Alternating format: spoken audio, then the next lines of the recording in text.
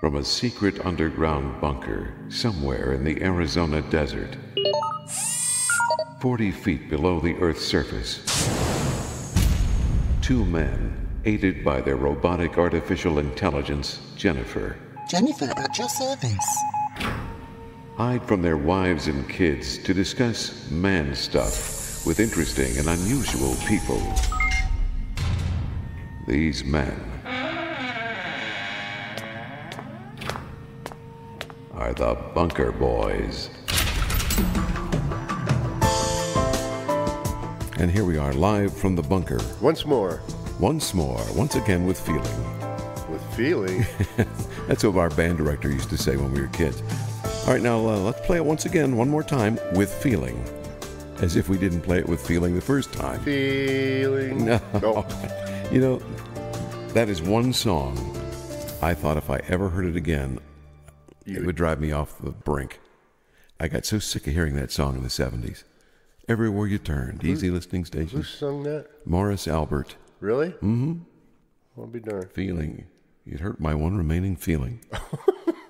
He just wore me out with that song.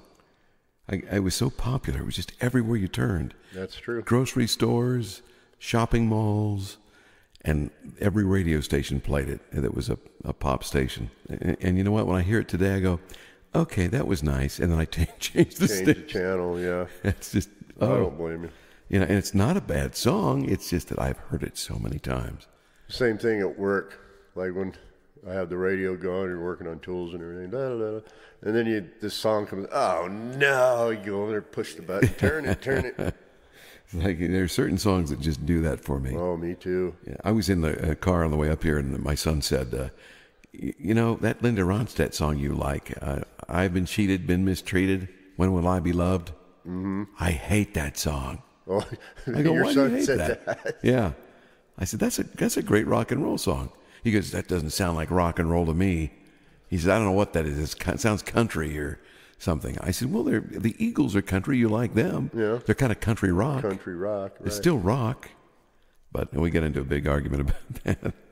I said, it's okay. You don't have to like what I like 100% of the time. Right. Like the Axl Rose. Uh-huh. You know, when they first started, the band was great. I loved the band. I liked the singer and everything. But then when he started getting into the, I'm like, oh my God. And that's one of the main songs that I turn. As soon as I hear that on the radio, oh, click. Either shut it off or turn the channel. Yeah, there's just certain things that grate on you. Songs that grate on you. Yeah. And the guys that are in the shop, they look at, why'd you turn it off? Well, I can't stand that song. There is a song, I wish I could remember the name of it, but it's a young lady sings it back in the 70s. And it's all about her being in love with two people at the same time. Oh, yeah. And I can't think of what it's called. I think that's it. Mm-hmm. Yeah. I cringe when I hear that. I go, you know what? If you can't make up your mind between two people, there's something wrong with you. You're the weak link. Figure it out. And what was the other song back in the 70s? It was a black gal sung it. She had a real high pitch. Ooh.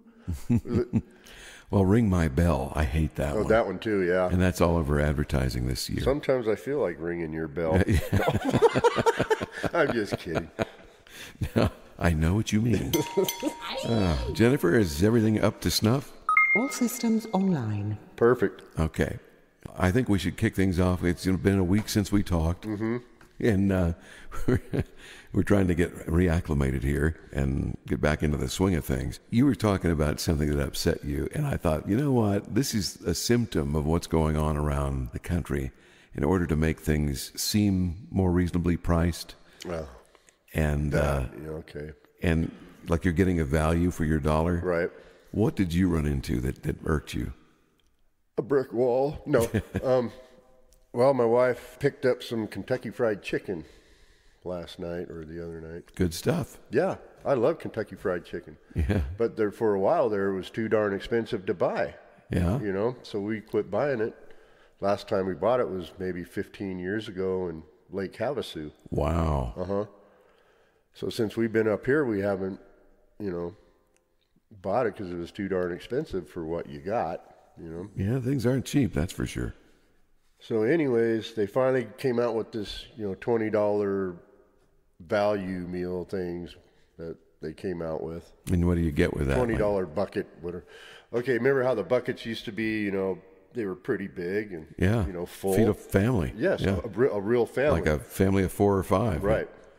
And nowadays, she bought this $20 value thingy, fill your bucket thing. She brought it home. I go, oh, boy. And I said, well, I looked at the bucket and I said, well, would you get a small bucket or something? She goes, no, that's the $20. It's the family meal. It's the family. Yeah, I'm like, well, is there anything in it? And this bucket was, you know, like a paint bucket, like a little paint bucket that you used to paint your house with, you know, Oh, just a my little gosh. itty bitty handheld bucket. And I opened it up and I looked at the pieces of chicken. I'm going to have to call or write Kentucky Fried Chicken to see if they're selling Cornish game hens or quail. It's chicken. That's how small Wow. these pieces of chicken were. That's small. I mean, you could take a whole drumstick, put it in your mouth, and peel it right off. And that's it. One bite. One bite. Wow. And the wings, you tear the wings apart, and there's nothing on them except for batter. You have to be kidding me. Really? It's amazing to me. You know, that's a trick, a pretty common thing that people do. They'll, instead of increasing the price, they'll just make the item smaller. Mm-hmm. Or, you know, like Hershey bars. They, you know, used to get a big Hershey bar for a quarter. Right. Then it became 50 cents, and then 75 cents, and it's $1. Right. And now you're paying $1 something for a candy bar, and then they keep making the candy bar smaller. Exactly. So now, you know, when I was a kid, those candy bars were like 3 inches wide and 7 inches long. They were Weighed huge. a half a pound. Yeah, but not now. Not anymore. Not for your buck. Well, everything. Tuna cans. You buy tuna. Remember, they used to be 6 ounce or something. Now they're Yeah. 4.5 ounce. Yeah. And it's mostly full of water. You know, you squeeze all the water out and you get a little ball of tuna. It's sad. It is. It's So- terrible. I don't know. You know, but things, you know, they, in their defense, they don't get stuff for free, and they got to purchase it, and their price goes up too. So Right. I can't say that it's their fault per se. You get less for more anymore. Right. Right. I would like to go back to the days of growing my own produce. I know you do a little of that. What stuff do you plant up here? Now, we're above 5,000 feet. Mm-hmm. So certain things won't grow up here or grow very well Right. unless you've got You need perfect conditions. You need a long growing period for certain things. Right. So what grows well above 50, 200 feet? Well, everything, basically, you know, because we've grown carrots and, you know, lettuce. Lettuce grows really good up here in a hothouse, you know. And well, just beets. Beets grow very well. Yeah, onions. And onions, green onions, regular onions like red onions and yellow onions. I don't know if it was the soil or what, but they didn't get very big. Yeah. You know, and they were strong. Holy moly! You bite into one, your eyes start watering. Do you bring in soil for that? Because the topsoil here is Yes. not really conducive to growth. When we first moved up here, I made a raised bed, 2 raised beds. And of course, you had to put a fence around it because the cows and the bunnies and everything would come in and try and eat everything. It's But free range up here. The Yes. cattle are everywhere. cattle are everywhere. And we bought some, it's not potting soil, I forgot what they call it. It's for Like a mulch or- fertilizer. Yeah, mulch, okay. And we loaded it in our trailer and brought it home. I think we got a 1.5 ton or 2 ton of it. Put it in the trailer, brought it home. We were shoveling it out into the. Hello. Who was that? Oh, that was, I think I had mail alert coming in. Start shoveling into the raised bed area, and it had car wiring in it, glass, Oh, you're kidding. and car antennas in it. I'm like, well, where did they get this dirt from? The junkyard? And I called the place and told them. They said, oh no, that can't be. I said, well, you want to come up and see what I'm unloading from my trailer? I'm not driving because it's 50 miles, you know, to go get that crap. Right. So that was the last time I ever went there. So we cleaned that out as well as we could. And then my friend, Bob, lived up here, and he had horses and, cows and chickens and everything. And they would, when they clean out their stalls, they would just pile it up. And then his wife would check the pH on it all the time, because that's what they used, is all of that. And it had hay mixed in with it and everything. Oh, I didn't realize you had to check the pH. Yeah, you should. Otherwise, if it's too high, it'll burn the plants. Seeds and the plants. Right? Yeah. Yeah. Just like if you use too much chicken manure, it'll burn them. So is it supposed to be like 7, which is neutral, or I don't know what it was. Yeah, 7's supposed to be good for your skin because it's not acid or base. Either way, if it's too acid or too base, you'll get burned. Right. So yeah. But anyways, that's what we did. That's what we put it into the raised bed. We mixed it all up and everything, and then we put nothing but that in the greenhouse, and everything in the greenhouse just grew like a champ. Jennifer, can you turn that off, please? Yeah. That's annoying. That is. Quit ding-a-linging, Jennifer. Yeah, so we used that soil, and it turned out to be really super good. And, we planted, one year we had, 37 different varieties of herbs and vegetables growing. Does cilantro grow up here? Oh, cilantro grows great. That's good. But it's only in the cooler season, like in the beginning of spring. Otherwise it'll wilt it probably. It gets too hot. Yeah. It's like lettuce. Lettuce you have to grow in the early and late seasons when it's cooler. Otherwise it just gets too hot and it just bakes it. Yeah.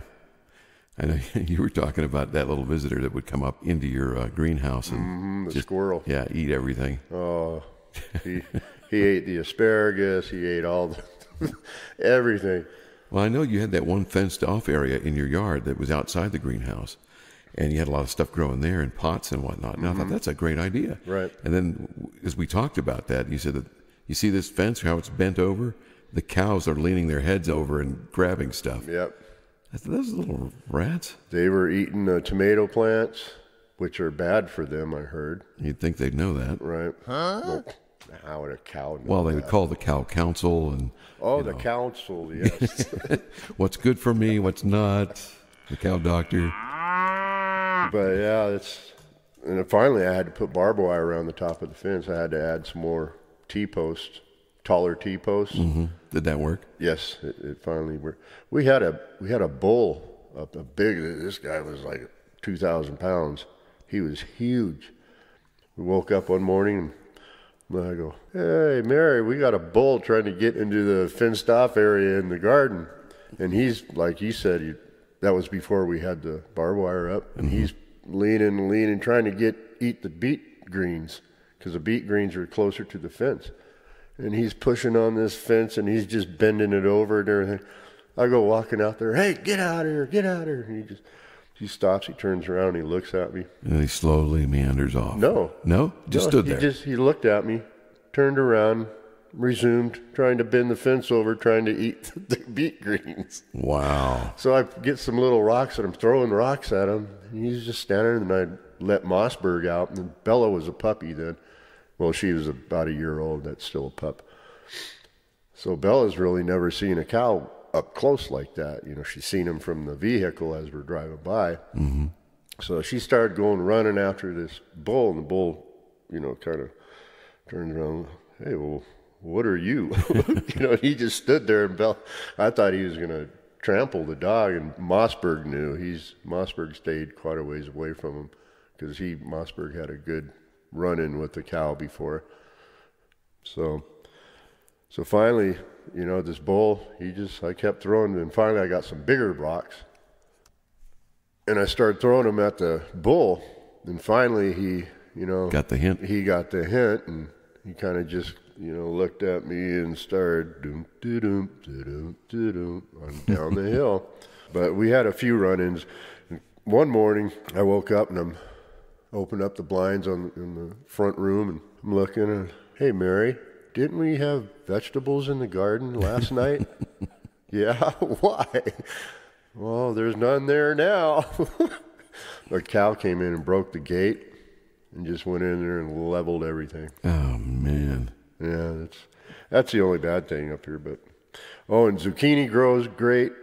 Cucumbers, you have a yard long, what they call yard long cucumbers, which they do get Oh, yeah. a yard long. I've seen them. Those grow great. My grandfather used to grow the biggest pumpkins you've ever seen. And some of them weighed 100 pounds. Wow. They were that big. But he was so finicky about his garden. When we were kids, he would grow alfalfa in the wintertime, or winter wheat. And it would get like as tall as we were as kids. And we just loved to run through there and play in there and hide, because you could hide and no one knew where you were. Right. And when he discovered we were doing that and trampling his wheat, he just went ballistic. I don't blame him. He said, "You guys, you're owning my garden. Do not go in my garden." So we didn't. We thought, why? It's just weeds. No, it's wheat. It's wheat. So he would turn that under every year in the fall and put the nitrogen back in the soil. And man, he had the richest gardens. No matter what he grew, it was great. I bet. And big size, real flavorful. And the pumpkins were huge. So we had lots of pie. We tried pumpkins up here. Watermelon, You'd think cantaloupe. pumpkins would grow. But they don't get very big, because you don't have a real long growing season. You basically have a 3 to maybe 4 month good growing season. Mm-hmm. The rest of the time it's too hot. Yeah, and a lot of times it'll start freeze too early. Oh. And then it'll kill everything off. So sometimes we used to, the last 2 years that we were growing, this is the second year we're not growing anything, because, between work and everything else, it's just too much. Yeah. Because it used to take an hour just to water the garden outside in the greenhouse. Yeah, because we're up here, we don't get water all the time. Right. So you have to haul it in. You have to haul your own water. So anyways, and by the time then I'd have to take the dogs for their walk, and by the time, you get done with that, boom, you have to go to work. You're gone for 10 hours, come home, you have to water and fix dinner. These last 2 years we said, forget it. We'll just buy vegetables in the grocery store, but that's a mistake too. Well, you know what I found, and we don't get to see this very often, but in town they'll have farmers markets. Mm-hmm. And man, you can buy like bushel baskets full of vegetables for cheap. Right. And $5 for a bushel basket full of corn, or just craziness. But they have this overstock that they're not selling to grocery stores, and they're selling it to the public. Right. And I think that's great.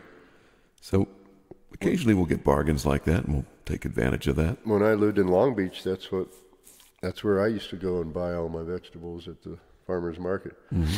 Well, Mark and I, my buddy, we used to make cactus arrangements and sell those at the farmer's market. And so from there, we met a bunch of the vendors and stuff, and they'd give us deals on good vegetables and everything. So we were pretty well set on that. Yeah, I like stuff like that, when your neighbors can sell stuff to neighbors for cheaper, and right.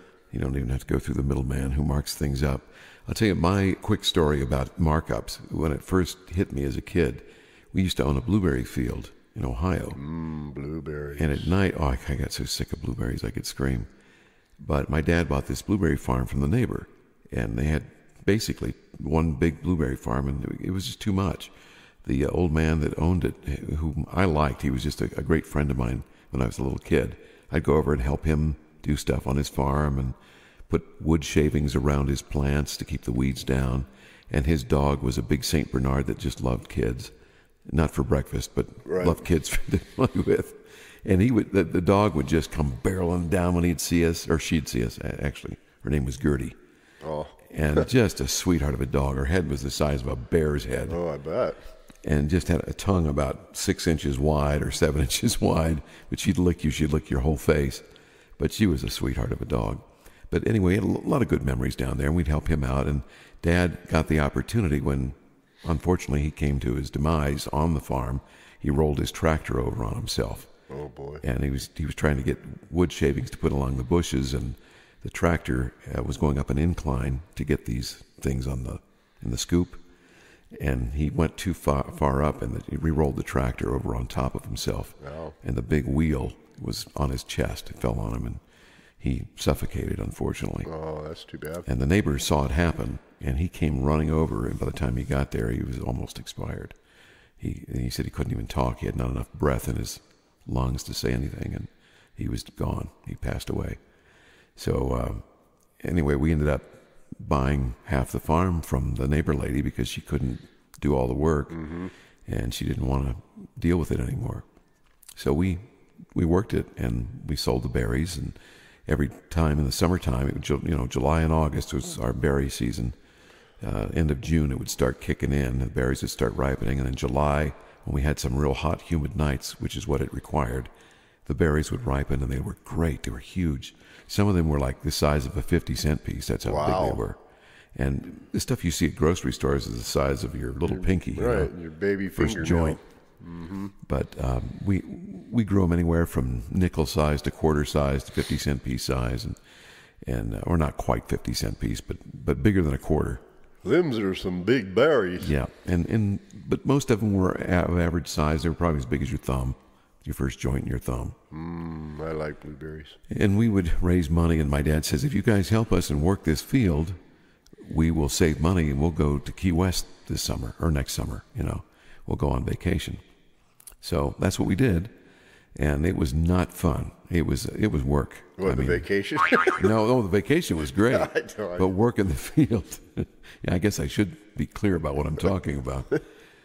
But we worked that field, and it was hard work. I mean, we learned what farming was about. We also had a regular garden that we grew, that my dad planted, and I hated gardening because, first of all, I was allergic to everything. My dad couldn't relate to that because he didn't have any allergies. And when I go down there and pull weeds, or bugs will get in your face, and it was just irritating. Hello? That was a dog at the tunnel. I think it was one of your dogs. Yeah, it was one of Yippee or Yappy. It sounded that sounded like the gargoyle. The gargoyle, yeah. Leo the gargoyle with the underbite. Right. The chihuahua with the underbite. But anyway, we gardened and grew these plants and sold them. And to get to my point about the stores and the markup, Yeah, hurry up. we would sell those berries in quart and pint containers. And the quart containers, I think we sold them for like $2.50 a quart. The grocery store would mark them up to about $6. Wow. And what made it even worse is they would take those quarts, and we'd sell them in heaping quarts. They would level them off and put them in pint containers. We could sell them for more in smaller containers. Yep. Well, that's what they do now. So. Yeah, and it was like, oh my gosh. So whenever I see berries for sale at the grocery store, especially blueberries, I go, I wouldn't pay that price for that. Hell no. It's crazy. Me either. Well, same with raspberries in the stores, or blackberries. You get 6 ounces for $3. Come on. Really? Well, we had blackberries and raspberries on our property in Ohio, and we didn't have a lot of those, but we had a lot of blueberries. I think we had almost an acre of blueberries. I think it was 3/4 of an acre. Just over 700 and some That's bushes. a lot of blueberries. It's a lot of picking. And you have to pick them when they're ripe so the birds don't get them. And every year we had to roll out a big black net over the field, the entire field. Wow. And that net was, 3/4 of an acre. That's how big the net was. That's a big net. And we would tie it up in the wintertime, roll it up. And we had, the neighbor used to be a pump repairman. And he had plastic water pipe, and he put posts up all around the field, plastic water pipe on top of the post, nailed to it or secured to it somehow, I forget how, and all the way around. So it was a big square on top of the posts made out of this water tubing. And then we would throw the net over across that, and at the end of the season, we would just roll it up. We'd roll to the center. Yeah, And then- from each side. From each side, from the long ends into the center. Right. And then we'd tie it up. Then and you just leave it like that? leave it like through that the all winter. And it stayed nice that way. And it would occasionally get tangled up, and it would be some work to get it untangled. So would you use the net to screen the sun because it would get too hot? Or No. what was the net for? To The net keep was birds out? Or? Yeah, keep the birds out. The net actually was black, and it attracted sun. The heat was unbearable under that net. Right. Plus, we had sawdust chips down around each plant and in the center, so we didn't have to mow between the plants. So you ended up having this heat effect. Out from under the net, it was at least 20 degrees cooler Wow. than what was under the net, because you had the white sawdust chips reflecting the sunlight, the black net attracting the heat or the light or infrared or whatever it is. Right. And then you have the impact of the sawdust chips getting hot and releasing Moisture. So it was humid. Humidity, yeah. Oh, it was unbelievable. Humidity. Yeah. So when you came down there to pick, you came down with wearing as little as possible. Ew. Well, not that little. Go down there in your G-string. Well, I don't think I have one of those. As a matter of fact, I can state quantifiably that I do not have one of those. Hey, you want to go pick some berries in your G-string? No. But women who had picked there before would wear halter tops because they didn't want wear even a T-shirt would be really warm. How many blueberries can you fit in your G-string? Pew! I don't know, but you can use it as a weapon. There huh? you go. Use it for Shoot one of some those blueberries. slingshot. But yeah, that was it was a very good character building thing for kids. It's good to learn. It was from good when you were young. Yes. Yeah, I learned a lot, and You learn not to buy blueberries in the store. and that I don't want to grow blueberries anymore Ever again. But we had strawberries, blueberries. The strawberries were wild, and they grew on the ground as ground cover. Oh wow! And we would just go down and pick them, and we never. Bet those were good. They were good, really sweet. They weren't terribly big, but they were really sweet. We tried growing strawberries up here in the greenhouse. How'd that go? Well, first we tried outside before we had the greenhouse. They would just come to a bud, and then they'd start getting their little berry, and then they would die. Huh? Maybe too hot. That's outside. So inside, they would grow, but like they would only get as big as your thumb, maybe a little bit bigger than your thumb. That's as big as they ever got. Yeah, we noticed that the birds would come down and eat a lot of them. There was always a beak mark that was pinched into a berry. And but we had this hillside that these raspberries and blueberries grew side by side. So sometimes you'd get enough that you could make 2 pies out of them. Some seasons it wasn't much. But my mom would say, go down and pick those blackberries for me and I'll make you guys a pie. So we would pick whatever was there, raspberries and Can't beat that. and blackberries. And they had such rich flavor. Oh, I bet. Now, my wife shops at Costco and she gets the fruit there. And man, some of those blackberries have the richest flavor. I don't know where they get them. Well, how but rich they're really is it? good. It's so rich. Richie rich? You sound like Bullwinkle. Gee, Bullwinkle, how rich is it? Oh, let me tell you, I just remembered something about the garden. We were growing cabbage one year. Mm-hmm. That takes a long time to grow, let me tell you. We had 2 cabbage. We had like 4 or 5, but the other ones got eaten, of course. So we salvaged 2 of them. One got, probably maybe 6 inches in diameter. Mm-hmm. A little bit bigger than a softball, I guess you could say. Then we picked that one. I said, well, I'm just going to let this other one grow. See how big it gets. Right. So I put chicken wire around it to keep the little squirrels or rats, whatever was eating them, out. So then that one got pretty darn big. It probably weighed like 5 pounds. The squirrel? Probably, but probably now. Now listen what happened. So anyways, you know how they have, leaves covering. They have the head and then leaves covering the head, the big leaves, okay? Right. I guess you'd call them shade leaves or something. Mm-hmm. So anyways, okay, I'm going to pick that thing and I'm going to make some sauerkraut and coleslaw out of this thing because it was huge. It was a big cabbage. So I go to break it off its stem on the ground there. And I go, cool, and I start peeling these big shade leaves off of it. The whole center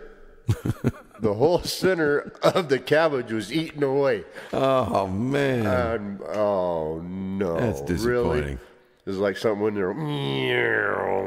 It was started from one end and went all the way to the other. Wow. I'm like, okay, well, I'm going to cut off all that stuff where it got eaten and I'll use the rest of it. Yeah. But yeah, that was kind of disappointing. I was eating an apple the other day, and I take a big bite out of it, and in the center there's a big hole, and the whole thing's hollow.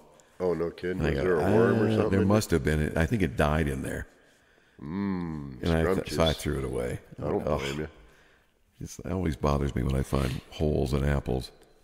We've tried growing everything up here, basically. And there's some things that grow good and some that just don't take off, and it takes too long because of the short growing season. We have, 3 to 4 months growing season. Yeah. We tried Brussels sprouts. Right when it was just starting to get cold, that's when the Brussels sprouts got probably about as big as a You know they come from Mexico, right? Brussels sprouts. I'm kidding. What the? Are you trying to get back at me for when I say stupid stuff like that? Yes. I don't know why they call them Brussels sprouts. No, I'm kidding. Oh, Brussels. No, you were talking that one time about pancakes. What was it? Waffles? Waffles, yeah.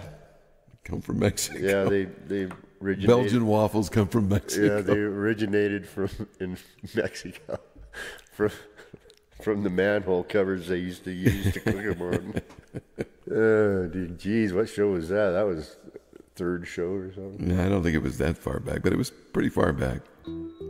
Okay, since the dawn of time. You're just gonna cut me off like that? Thanks. What were you going to say? Nothing now. Forget it. You're so sensitive. I am. You weren't going to say anything. No, I was gonna say, hey, Chris, are we gonna talk about UFOs now?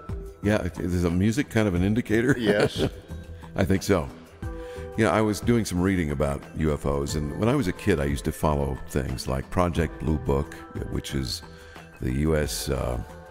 Air Force's program to investigate UFOs. Blue Book? Mm-hmm. And it was headed by Dr. J. Allen Hynek. And when I was a kid, I wrote him a letter. I was so into this stuff.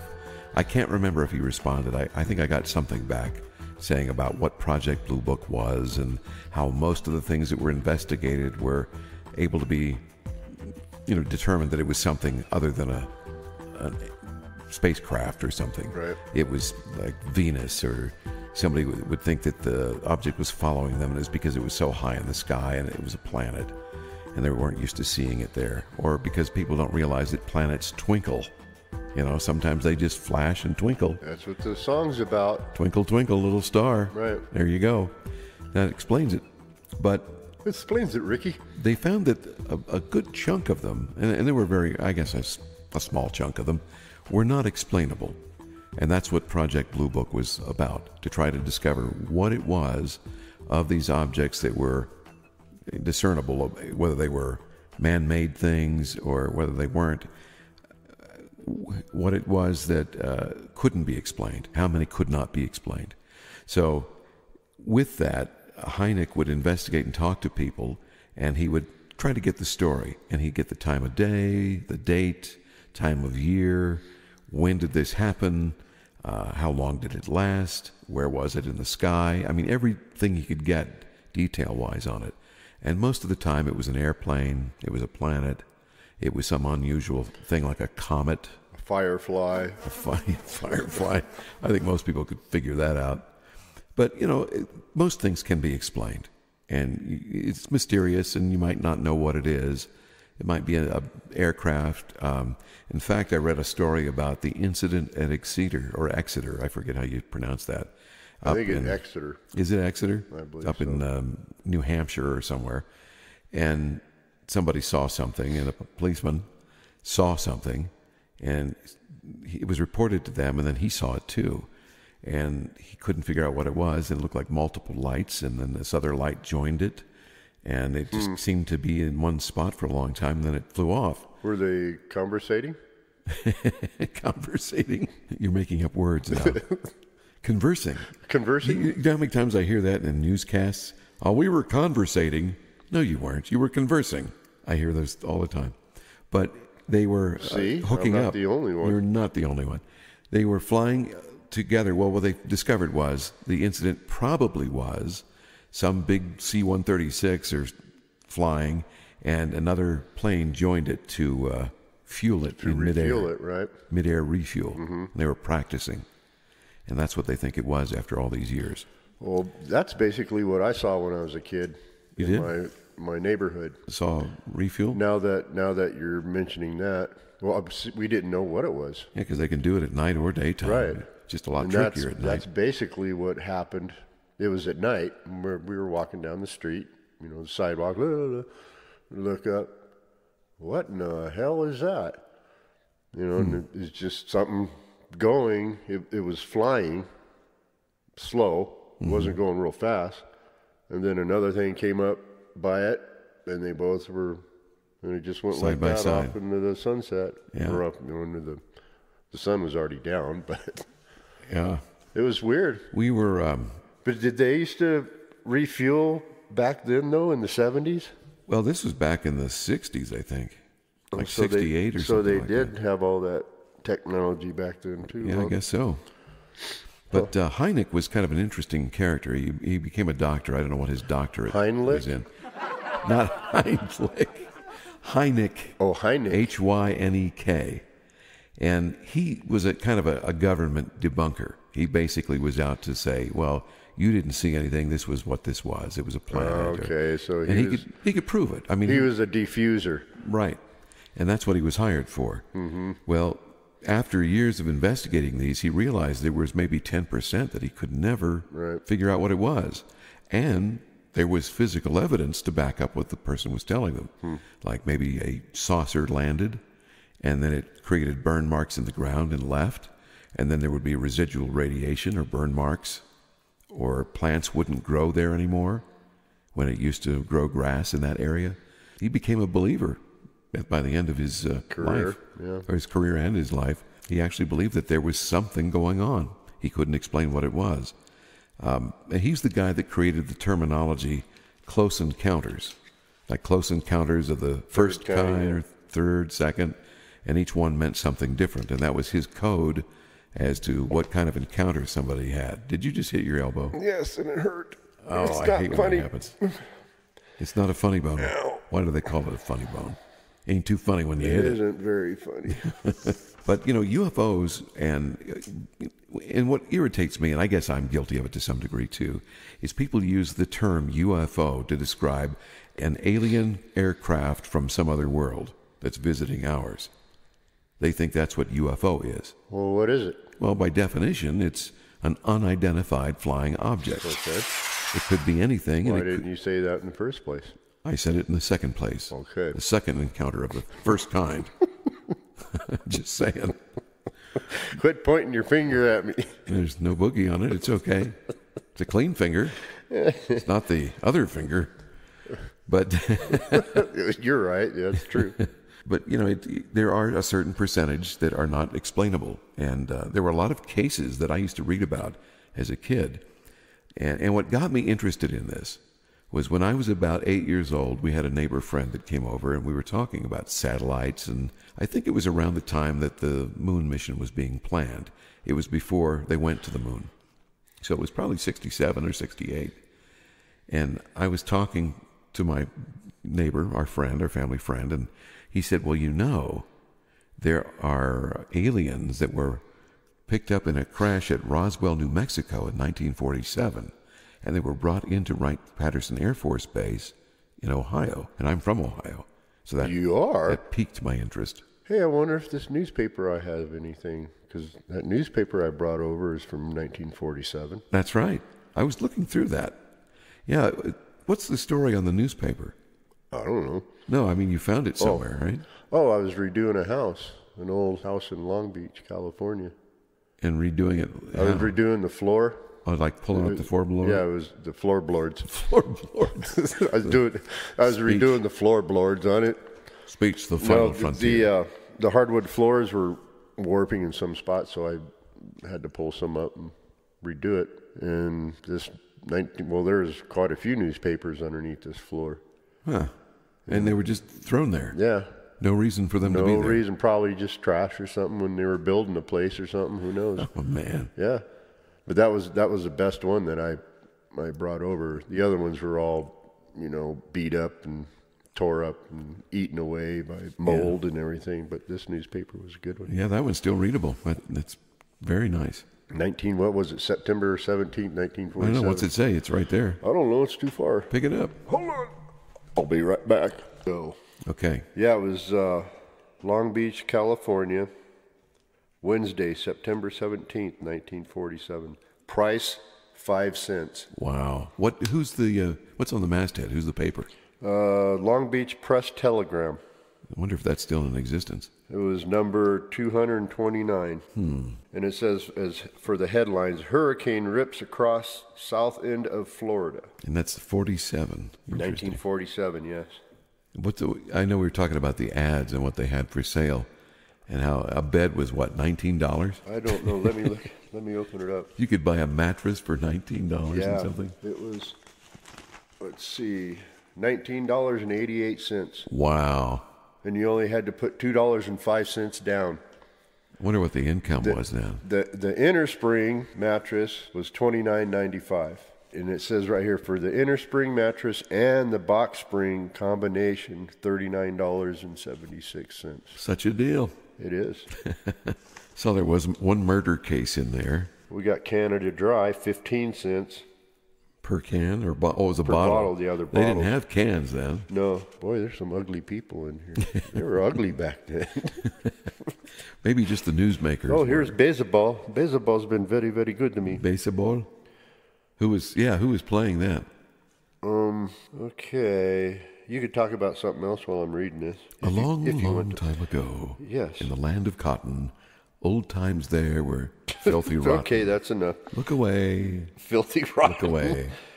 Look away, Dixieland. Is this where I tap dance? If you'd like. I don't even know how. I can't even. Oh, these letters are too small for me to read. Oh, I boy. even have my glasses on. I can't even. Cobb claimed new record. Ty Cobb? No, I don't know. It says Cobb claims new record. You're off mic. There. That's better. How about now? I was bending over and looking at all this stuff. Wow, that's really impressive. Oh, the Rams mixed with Giants tonight. So the Rams and the Giants were playing. So that must be football. Yeah. Rams, the Tonight- Los Angeles tonight, Rams. pitching duel continues. Yankees divide with the Browns. We'll have to read this and See if there's any interesting have stories. right and have a show on something like this. Yeah, I did see that murder story about someone being charged with murder. It was a girl, 19-year-old dancer or something. Now here's one. Here's a good one. Look, it says it's an oil commercial. Golden Shell motor oil from Shell.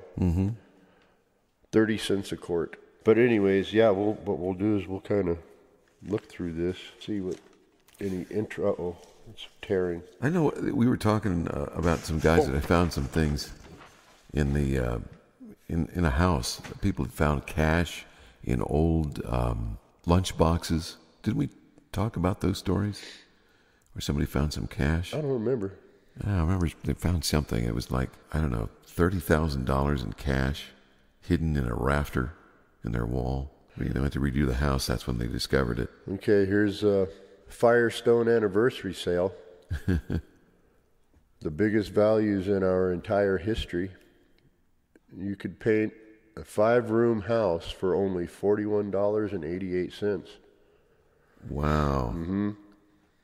That's some good lead paint right there, huh? That's good leaded paint, yep. And then it has a Firestone console radio for $129.95.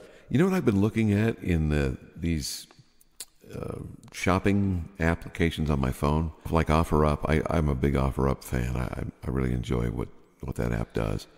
And we're able to find all these things that people want to sell, like garage sale items. And you can surf them on your phone, decide if you want to purchase them. And if they're in your neighborhood or if they're nearby, you might find something you like and find out it's too far away.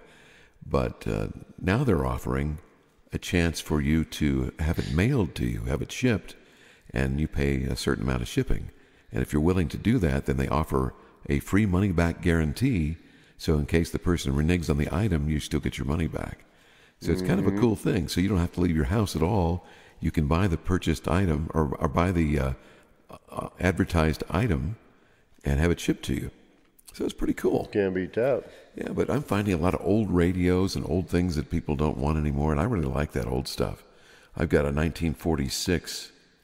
44 radio that was not working when I bought it, and I put a new power cord on it, and the tubes still work. Wow. So it takes about 30, 40 seconds for it to warm up, But after that, it works great. It's got a nice warm tube sound, just like Ooh, it's a warm tube sound, huh? like if you're a guitar player, you hear those transistor amps, I like the warm tube sound. and you have a warm tube. Boy, the tubes really sound nice. They just smooth out that crispness on the guitar. But I digress. This is back when the phone numbers were 5 digits. Yeah. Here's a phone for the Firestone store. It's on 7th and Locust there in Long Beach. It's 68229. 5 digits. Mm-hmm. That's wild. Well, I was restoring a Victorian home for a guy who owned a restaurant. He bought this Victorian home right next to the restaurant, and he was wanting to restore it. Mm-hmm. So I was doing all the restoration on it. And down in the basement, I found old cards, what are the kind of cards? Like business cards. Oh. And there was only 4 numbers, 4 numbers on those for the phone number. Do you remember what the business was about, or No, what type I of business? don't. And then I found it up in the upper bedroom underneath the wood floor, because I had to redo some more wood floor under there. And it had this old insulation in the floor, in the ceiling underneath the floor. Mm-hmm. I was just thinking to myself, there's something under here. There's got to be something in this. For some reason, I just had that feeling. You felt it. So I reached up underneath there and all this insulation. Oh, what's this? I pull it out, an 1898 calendar in perfect condition. Wow. Perfect condition. Did you give it to the homeowner? Mm-hmm. Yeah, that's pretty cool when you find stuff like that. I found a lot. That's when they used old square nails and everything. Oh, yeah.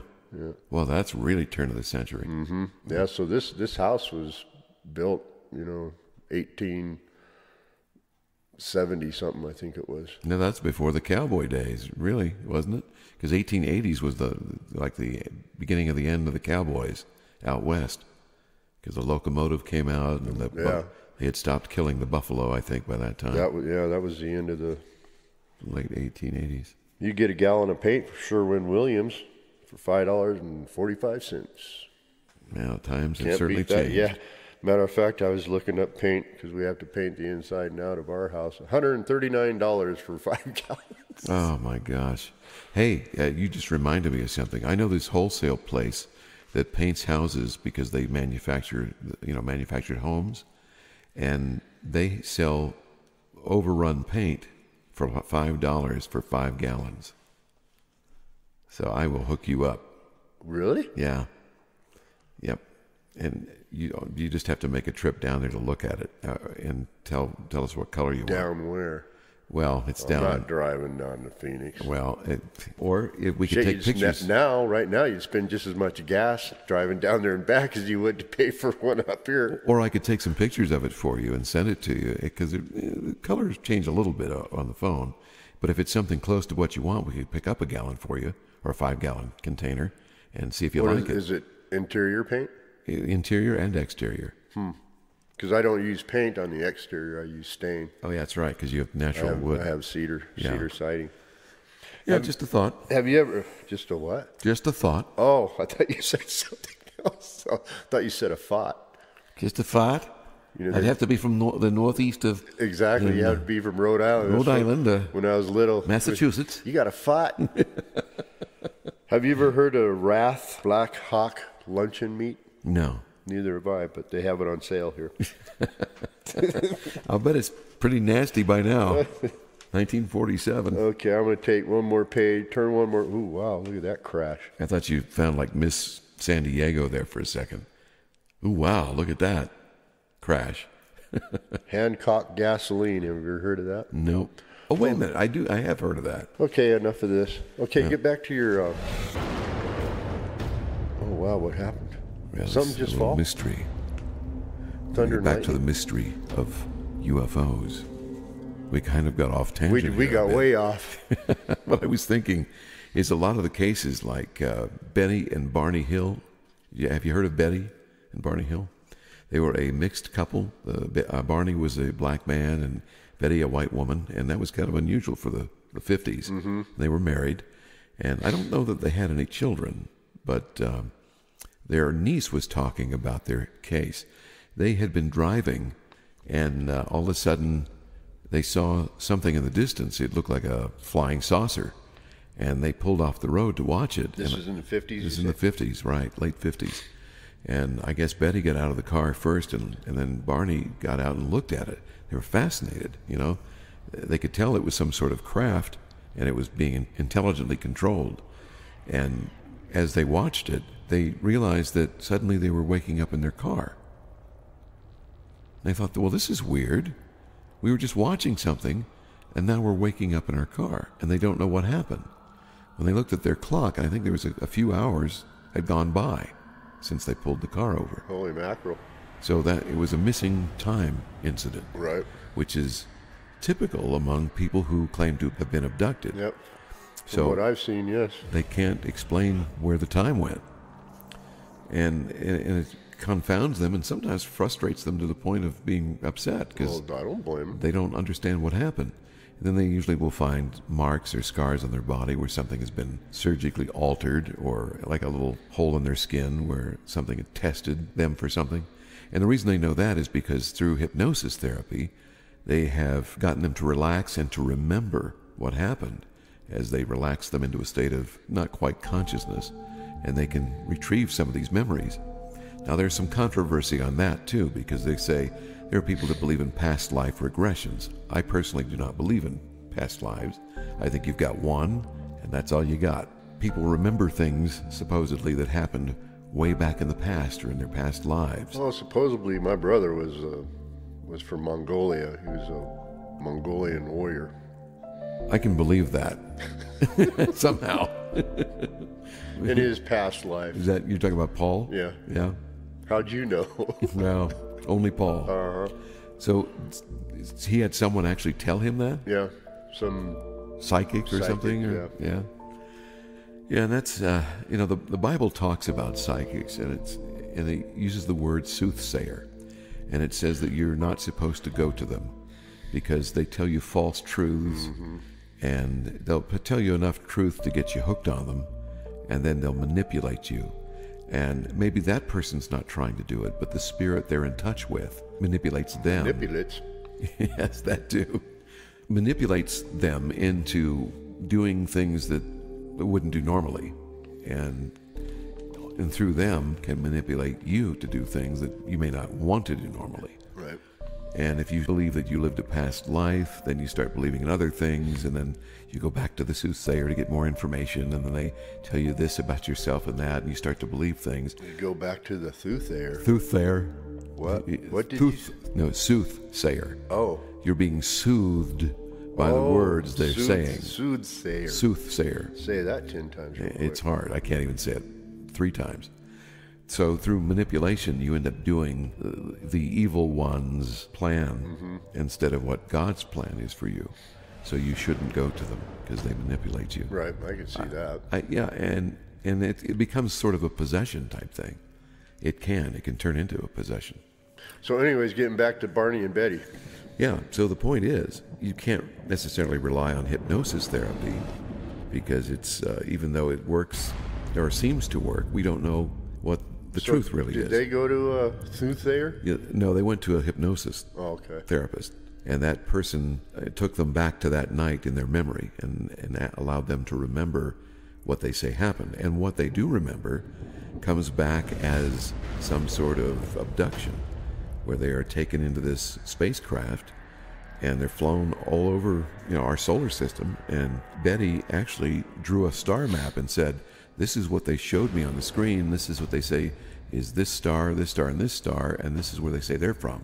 She showed people that, and she knew nothing about astronomy. And when she showed them the map, these astronomers went, yeah, those are stars in the solar system, or way outside our solar system. And this planet, what they're talking about, we don't even know if it exists or not. Or if it does exist, we don't know much about it. So it's an interesting thing, an interesting case. I wonder if they know something about it nowadays with the Hubble up there and everything. Yeah, they know more now than they ever did. Right. But I should read more about that case. I didn't read the book. I've seen some of the interviews they did with them, and I think I've heard some of the tapes I think they're out on the web now, on YouTube. Betty's niece talks about what her aunt told her. Oh, no kidding. Yeah, she tells as much as she remembers. And it's compelling. It sounds real. And if it's not a real abduction case, then I have to think, in my opinion, what these things are. Of course, I think these things are demonic. So in my opinion, this probably is a case of someone being manipulated by demonic forces, and demons can impress thoughts into your mind. Mm-hmm. They can't read your mind unless you let them into your body, and you have to willingly let them. At least that's what the Bible says. See, that's what I was told when I was younger. If you believe in UFOs and stuff like that, it's the devil. You know. Who told you that? I don't remember. That's like relatives or no, just friends. You know. Mm-hmm. The first one I've ever saw, UFO I ever saw, I told people, my friends about. Well, no, they're not real. That's the devil trying to get to you and all that stuff. Well, I said, no, I saw it. They're certainly real. I saw. They're certainly real. There's no question about that in my mind. They're real. You're seeing manifestations of some sort. But what we're seeing, we're not sure about. We know what we can see. We know what it's doing. We can see what it's doing. One of the things that researchers have a problem with is that it's hard to judge distance.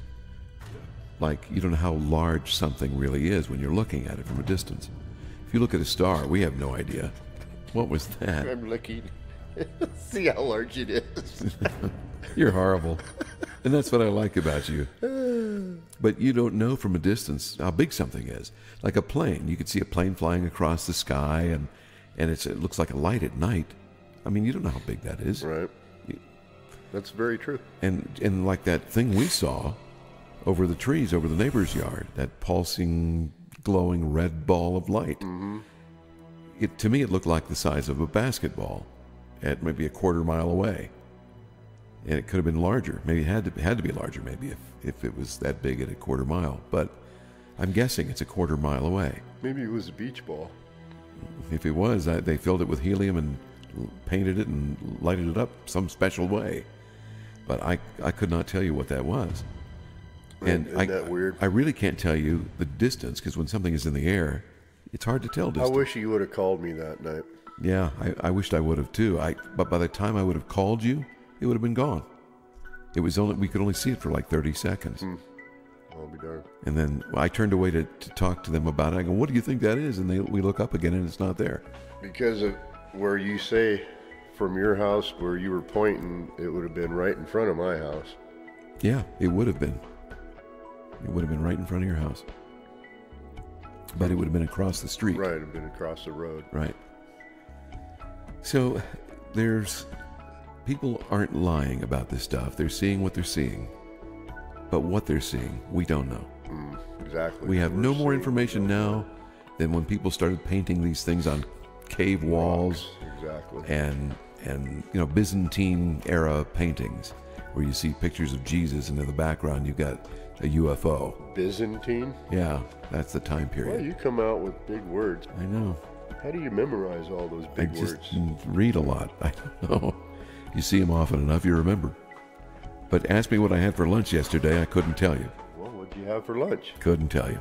Well, why'd you ask me to ask you? I said if you were to ask me. Okay.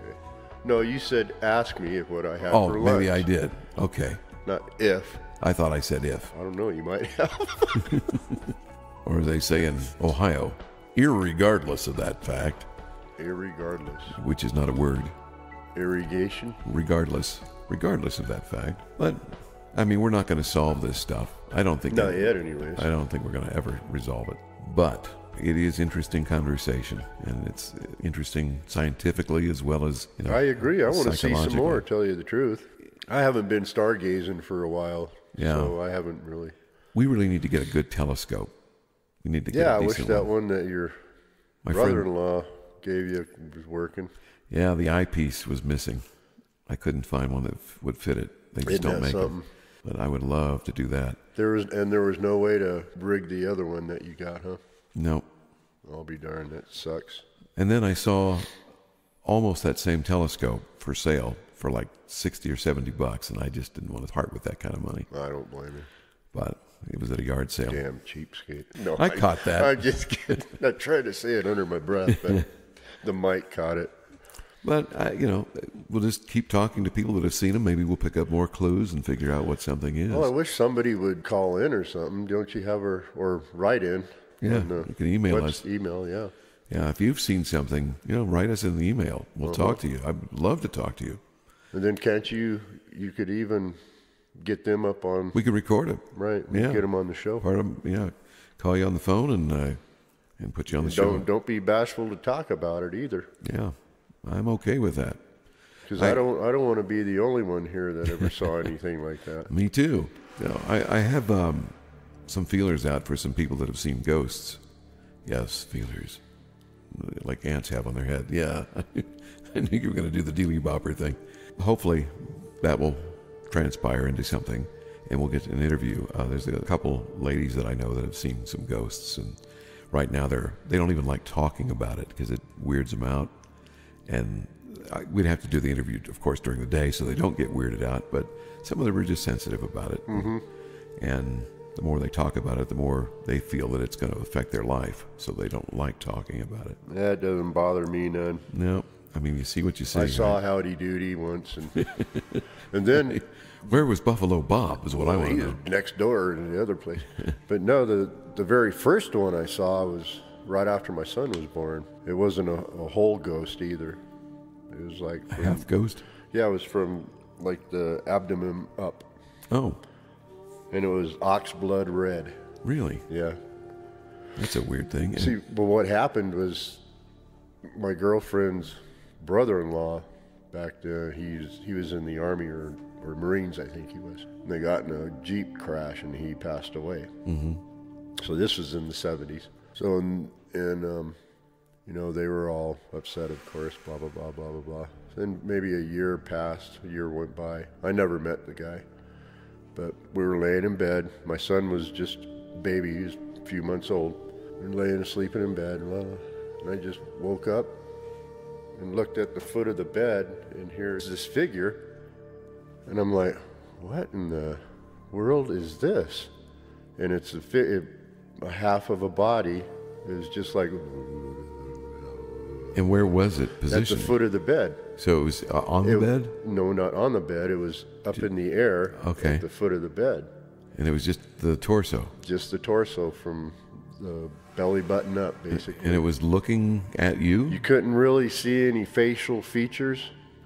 It was just... like an outline? An outline, but it was ox blood red, like a dark red. Wow. And it then... was like misty?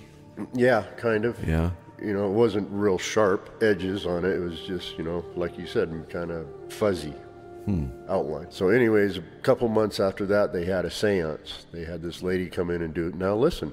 Oh, jeez. And it had a seance, right? It was matter of fact, it was one of my friend's mom. Mm-hmm. She was a seancey, or whatever they call those. Okay. So I had a beer. I was drinking beer then. And at this seance, and I wanted to be in it. She goes, "No, you can't be in it because you've already consumed some alcohol." And I said, "Okay, fine." So they were at the kitchen table doing all this, and then right by the kitchen table, there's a door into the kitchen. Mm-hmm. And the kitchen table was in the living room, basically. Okay. So anyways, I'm sitting by the front door, and there's a clock, a little ding clock. It is a miniature, like Big Ben or something. Right, miniature Big Ben. So I'm sitting here and hear the clock go, and every hour it dings, right? Mm-hmm. For how many hours, what time it is, 2 dings for 2 o'clock, 3 dings for... So anyways, they're having this seance, and I'm sitting in this recliner chair, and she's asking him if he's around. Is he here? When she's asking that, my cat Chester, was sitting in the doorway of the kitchen in the living room, and the cat goes, starts hissing just out of nowhere. And she asked if he was here with us. So anyway, look, I'm getting goosebumps. My hair on my arms are standing up. So anyways, she keeps going, and I'm looking at the cat, and the cat's all hissing and everything and all fluffed up, and I'm like, what in the world? And you can't really say anything. You can't interrupt what they're doing. Mm-hmm. I'm just looking at this, and she asks another question. Are you doing something or planning on coming back to visit? And the clock goes bong, and it was like 2:15 or 2:15 the hour. Mm-hmm. And then a cold breeze comes blowing in the door. I'm like, holy moly. It was very strange, Oh, yeah. Some people might not think I'm telling the truth, but I'm telling the honest goodness truth. And Yeah, I was, believe you. It was very, very strange.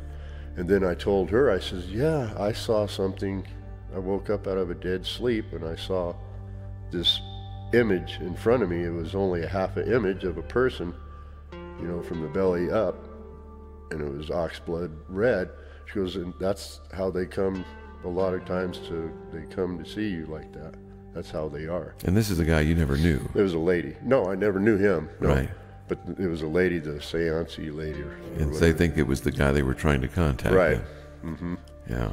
But this was a few months before they had the seance, Mm-hmm. So Wow. it was strange. But I guess him and his wife, which was my girlfriend's sister, they used to sleep in that room that we were sleeping in. I see.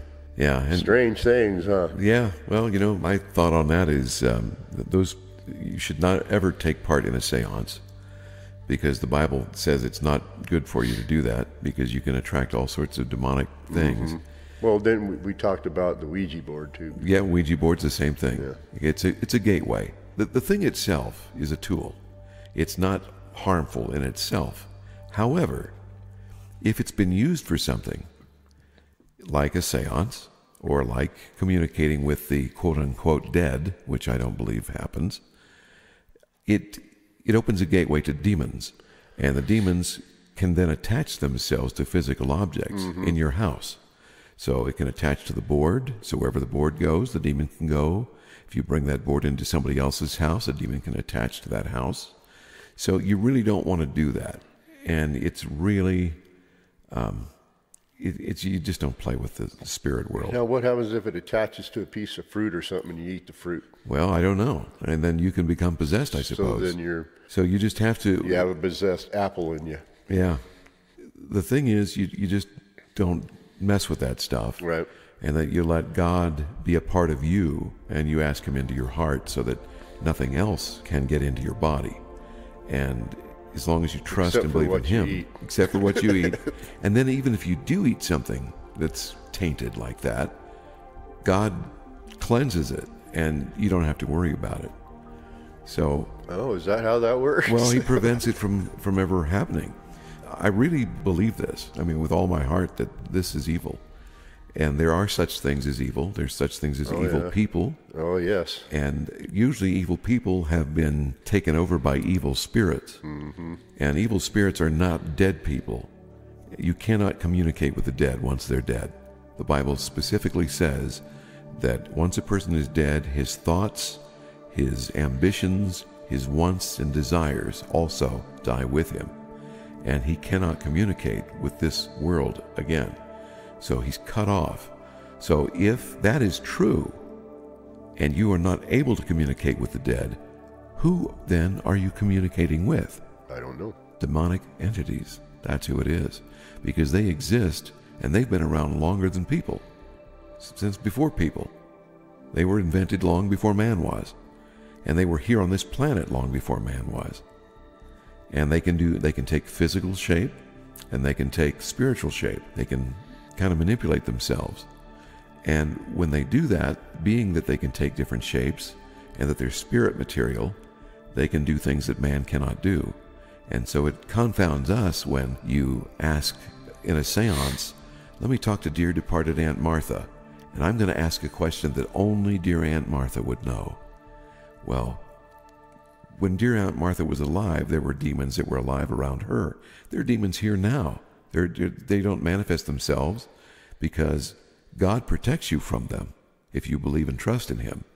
And unless sometimes they don't have a reason to contact you, they won't do it. But if they see an inroad to get into your life, they'll attempt to do that.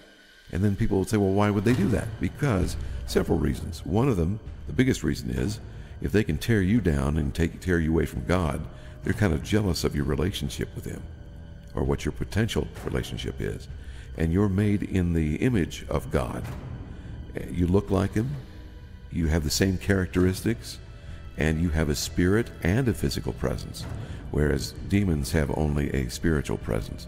So it's not something you want to mess with. No. And it's not something you want bothering you at home, because they can really make your life a living hell. You don't want that.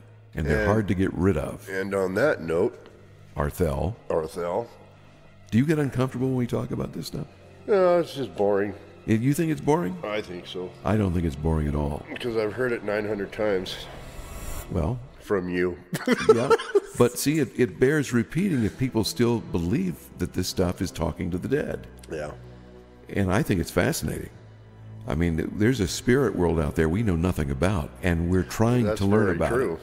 Yeah. And we keep trying to delve into it. And if these things that we're seeing and are manifesting, like UFOs, are controlled by demonic entities, I mean, what physical thing that you know of can fly at 100,000 miles an hour from coast to coast as a blip, and people witness this all the time, and make 90-degree turns that you've witnessed yourself? Mm-hmm. Nothing we know of can do that. It's the devil. But, well, maybe it is. That's the point. And we know they exist because the Bible says so. And if you don't trust what the Bible says, that's another thing. UFOs? Well, the Bible says that the devils exist. Okay. Yeah.